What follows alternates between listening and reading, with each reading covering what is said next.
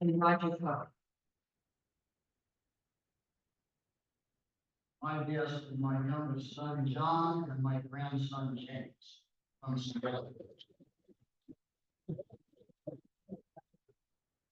Welcome to our guest, and since Tom is preoccupied, we have no announcements from the podium today.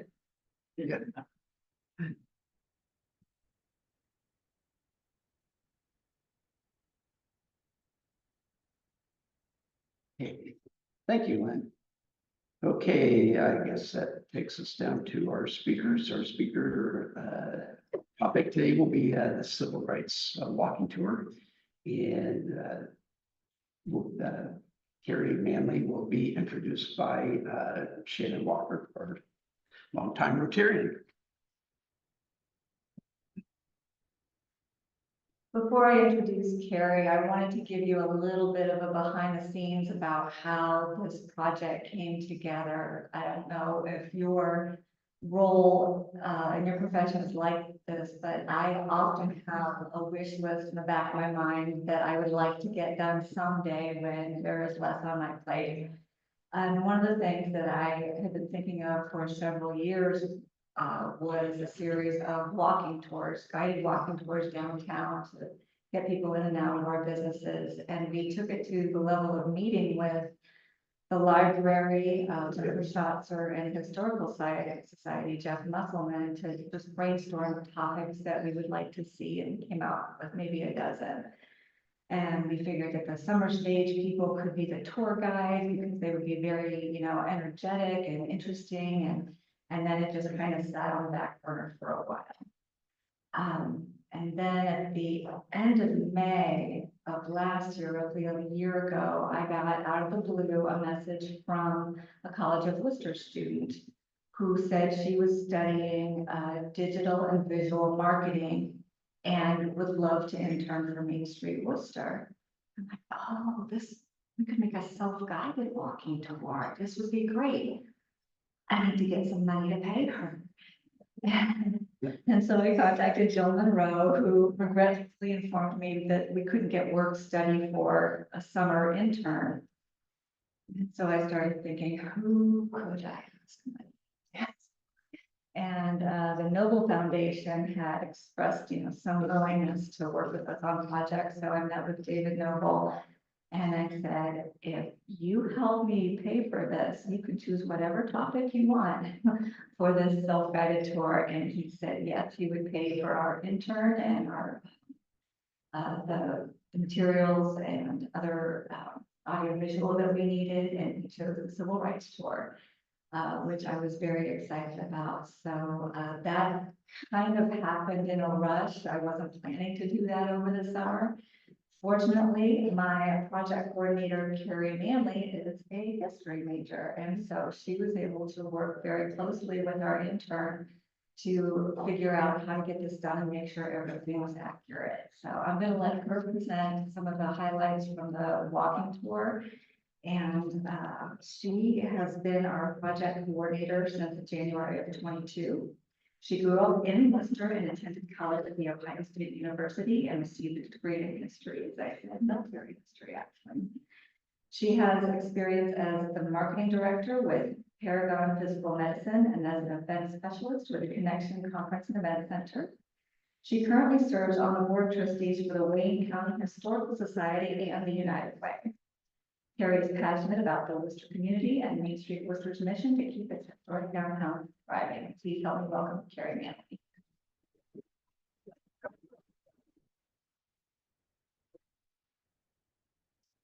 Well, hello, everyone. Thank you for having me. This is really special. And thank you, Shannon, for the warm introduction. So like she said, I have a degree in history, a bachelor's in history. Very uncommon, and I don't use it every day. So when I was able to help work on this was really exciting. And Ray, thank you for allowing me to join the Historical Society. So we're gonna go ahead and get started. Just wanted to give another shout out to the Donald and Alice Noble Foundation for the funding of this tour. I'm gonna encourage you guys to take it. So after this, the people I know, I'm gonna ask, have you taken it? Adding some faces to the name, I saw Jeff Musselman was a Rotarian or is a Rotarian. So he was really helpful in this process. We spoke a lot with Lydia Thompson, who was a member of the NAACP. Kiara Smith was our intern from the College of Worcester. And then our voice recordings that are on our website were done by Ernest Hudson Jr. His dad is Ernest Hudson, the Ghostbuster, so pretty cool. And then myself. And then we'd also like to thank the College of Worcester, the Historical Society, the Public Library, and the NAACP. And we would also like to give a shout out to River Radio. Thank you for allowing us to get these recordings done that you can listen to when you're taking the tour yourself. So we felt it was really important not only to look at our historic legends in the community. There's some building history that many of you might not be aware of, which is really cool. We wanted to give a little bit on oral history, some family stories, and then the impact it has on our current society. Starting off, this is the layout of the tour. We have 9 stops in total. It roughly takes an hour to complete, so if you're looking to do it on the lunch hour, you can get it done. And it works best with the Wi-Fi off on your phone. And then it's 0.8 miles, so it's not terribly too long, but it's relatively close. So starting off, a taste of history, we wanted to give a closer look at the Broken Rocks building. So Broken Rocks was originally the Archidome Hall, which was lecture hall in downtown Worcester. So Frederick Douglass actually spoke there twice in that building. He gave lectures during Ulysses S. Grant's campaign tour. And another fun fact, author Samuel Clemens or Mark Twain has actually spoken in that building. The building has burned down, but it's still relatively close to what it would look like back in the day. So next time you're in Broken Rocks, you're in a really cool building. We also wanted to mention Charles Follis, aka the Black Cyclone. He was a professional football player for the Shelby Blues. He also played baseball at the College of Worcester. He actually would have probably played closer to Cornerstone Elementary, which was where he would have originally played at. And February 3rd is Charles Follis Day. And thank you to the Convention and Visitors Bureau for getting the historical marker in place at Follis Field. So we wanted to make sure he was included in our tour. And the Underground Railroad, there's a lot of misconceptions that a lot of our houses in downtown were part of the Underground Railroad. There's not a bunch of evidence for that other than Eugene Parody's house. He was a lawyer. He was a well-known abolitionist in the community. And his house, which is now 124 Massaro Avenue, it still stands. So that's what it would have looked like back around his time. And the lower picture is a recent one, so it is still standing. It's called the Jean Zapponi House, and it was built in 1860, and it is a 2-story brick home with an L-shaped front porch. So you can still see this house today. It's not included on our tour, but you can go physically see it. We also wanted to include the Freelander family. They were a Jewish family. So they came to America and they actually changed the spelling of their name. It was spelled with an I, and when they came to America to assimilate, they changed it to F-R-E-E-D. So they owned the Buffalo One Price clothing house. It was currently in the building that City Square Steakhouse is in. So when you're in there, that was where the first house, the first clothing store that they had was in downtown Worcester. They ended up moving and creating a large empire on West Liberty Street. But it's really cool to see that they kind of started from just a little one-stop shop. Most everything was the same price, and they didn't really make more than like $15 a day. But it was a really cool store. And we also wanted to include the Brenner brothers. They were also a Jewish family. So in 1920, Abraham, Samuel, and Simon opened up the store, Brenner Brothers. It is still seen, the iconic bees on the ground when you're walking into Blue Spruce Boutique. And we included the fact that the Jewish community in Worcester had grown from 92 families in the 1940s. The railroads helped with that. And we also wanted to include some women's history, the suffrage movement. We did have a big movement in our area. A lot of students at the college were participating in the suffrage movement. They had a car that they would decorate and had votes for women. Her car won first in a parade. There's another slide here that I'm going to show you. Alberta Clare was known for being a part of the suffragette movement. She was a symbol of female empowerment. It was said that she was made a bet with some people where she was from, that she couldn't go from coast to coast without having any money in her pocket, and she would pick up odd jobs to make sure she could travel from California to New York City. She ended up stopping in Worcester, and she only was accompanied by her dog and her horse. There is a video that I'm gonna play. This is on the Wayne County Historical Society's YouTube channel.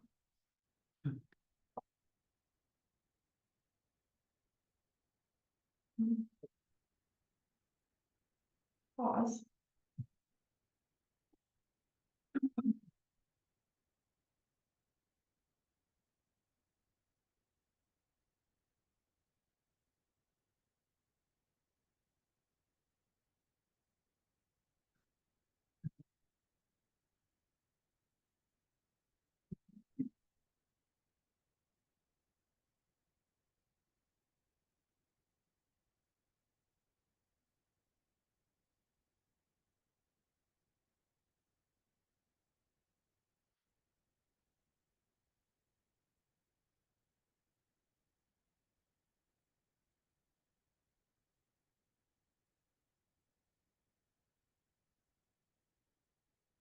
So that would have been her in downtown Worcester, which is really cool. So you can find this video online. There's a bunch of other videos that you can see. This is also a newspaper clipping from the time, but she only had her dog and her horse, which was really cool.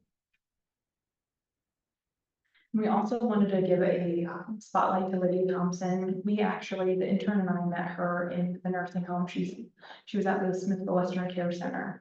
We ended up meeting her. Jeff took us there, and we were able to talk with her, which was just a really cool experience. So she has written a book. If you haven't read it, you can buy it on Amazon. And it's called Retrieving the Wheat Field, Look Where He Brought Me From. She was actually born on a plantation. Her family was sharecroppers.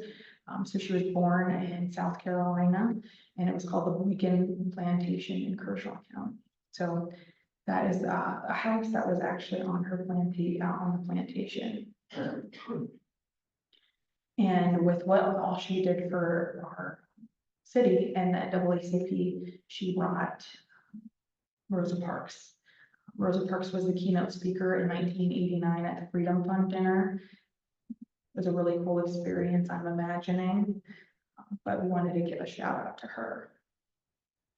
And then this is the last slide of our presentation, but you can find the tour on our website. You can either go to mainstreetworcester.org. You can find it under the experience tab or the events tab, and then you just click the self-guided walking tour. Like I said, it works best with your Wi-Fi off. And we would love to have some feedback on how you feel the tour is. We're working on getting some other ones put together, but we're really blessed to have been able to do this and give a little bit more historic insight on civil rights in our community. There's obviously more stops on there, but we wanted to give you just a little taste so you guys would take the tour. And that is all I have. Any questions? Not a question, but Steve, my neighbor's house on the Ridgeland River, Where do you on live? Railway Road 5059, they have two crews. And they put a second crew over the home. The slaves would hide, Stevie slaves would hide between the two crews. Just imagine, it's 100 degrees in Hawkins. And you're in between two roofs of, I mean, it was torture, but it was better than what the torture that they lived with day by day. And when you went up in the attic, there's two rooms that you can drop between the walls. And they would hide there as well. Very interesting. It's one of the old, it was built in 1838 or 48. And I guess it owned all the properties surrounding my house. They behind them, or there was a huge, like a front. Paul, we could add that to the tour. If you give us the I information. think they're Gail. Five of them, now we take credit. We almost bought it, that's the reason why I know it. We looked at it like 15 years before we moved. Right next door. Yeah.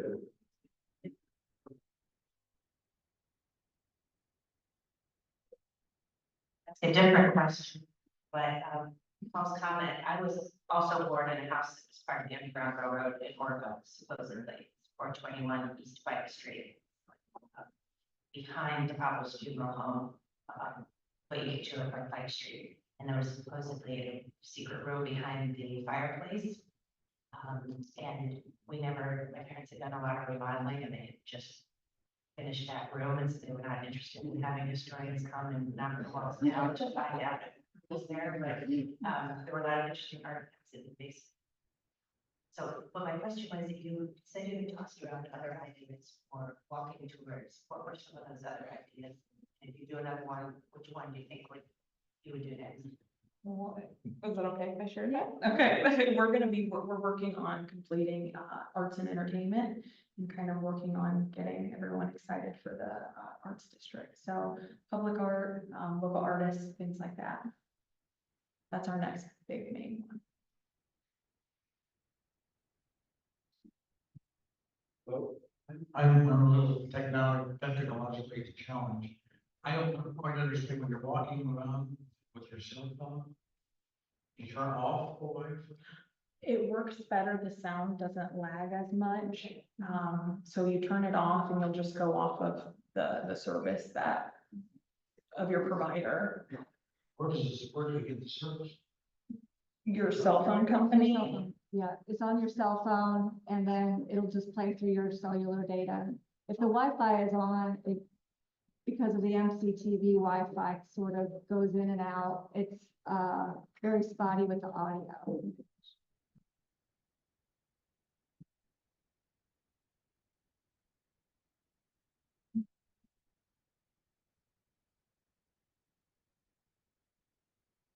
Hey, what's I was saying, you're aware that there is supposedly a tunnel that goes all the way from Sing House, kind of Sing My House, sure what it is, it's like close to 15 to 40, that went down to the river. I did not know that. I did not know that.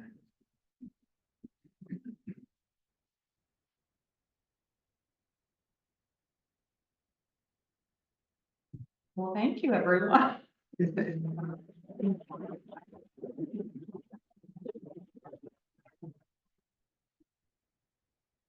Thank you, Carrie. Thank you, Shannon. In appreciation of your time with us today, we present you with this rendition of the Rotary Wheel with the four-way test on the back. Plaque was made locally by the Students Village Network. Thank you. Yep.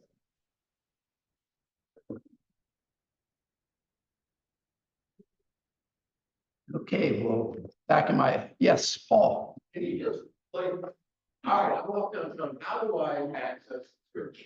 Okay, so you're walking downtown, you get on your phone and you get to our, yes. Yep. Sorry, you go downtown, you take your mobile device out and you navigate to our website, Main Street, Wooster. mainstreetworcester.org. And then under the experience tab, the civil rights tour, you just click on that and then you can scroll down and, you know, click on video, click on audio, and it'll tell you where to go next and what information is at each stop. So yeah, any mobile device that you can access the internet, that will get the tour going. And yeah, the Wi-Fi is just makes it challenging for the audio. So that's why we recommend turning it off. Maybe on these nice days, we have a Rotary meetup downtown, and you walk. Oh, it's all within the door. It is going to be.